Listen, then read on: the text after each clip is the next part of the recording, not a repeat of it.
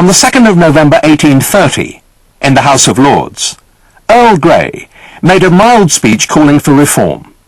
Wellington gave a shockingly uncompromising reply on this sensitive issue.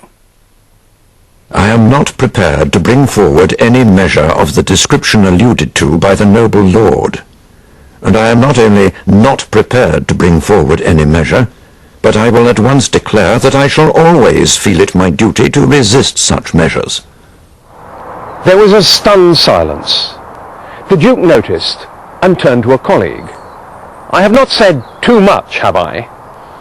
It was probably an unpremeditated speech, made by a man with extraordinary respect for the British Constitution, an evidence of his unvarnished honesty. But it was a fatal mistake.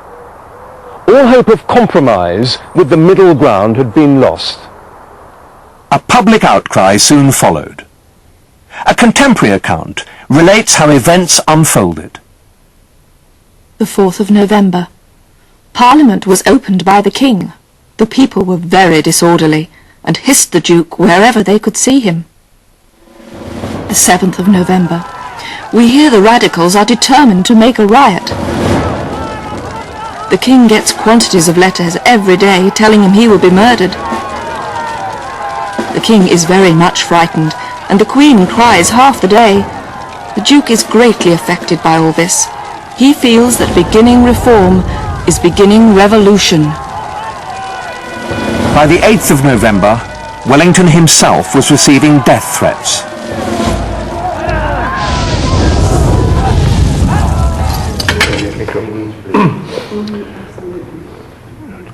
A few days later, the Duke was entertaining the Prince of Orange to dinner at Apsley House, when a note was sent up to him.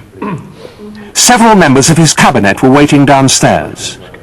He discreetly made his apologies.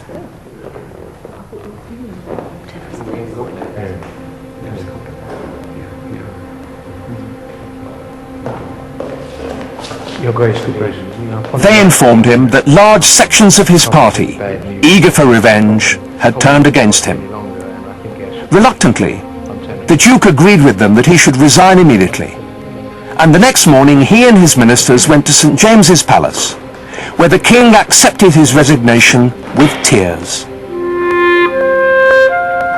Charles Greville, Clerk of the Privy Council, kept a journal.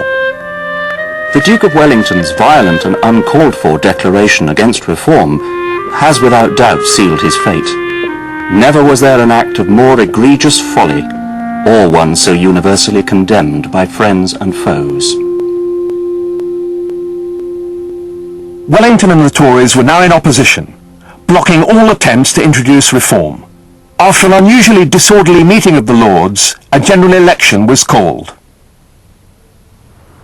The Duke himself was not in the Lords that day. He was here, at Apsley House, with his ailing wife, Kitty. Forgive me sometimes for my temper. Kitty and the Duke had never been close. They had been tragically unsuited. Wellington, a proud man of action. Kitty, a retiring woman with simple interests. Perhaps in her last hours, a bond was formed between them. The Duke reflected sadly how strange it was that two people could live together for half a lifetime and only understand one another at the end. As his wife was dying, so too was the old order. There was scarcely time to mourn. The news of the election brought a storm of rioting to London. Wellington wrote, 28th of April, 1831. I learned from my servant John that the mob attacked my house and broke about 30 windows. He fired 2 blunderbusses in the air from the top of the house, and the mob went off. I did not care one pin for the poor Duchess being dead in the house. Matters appear to be going as badly as possible. It may be relied upon that we shall have a revolution. I have never doubted the inclination of the lower orders. They are rotten to the core. They will plunder and annihilate, and we shall witness scenes such as have never occurred in any part of the world. The election was a foregone conclusion. The Whigs won a huge majority, overwhelming the Tories in the House of Commons. So Wellington now blocked the bill in the Lords.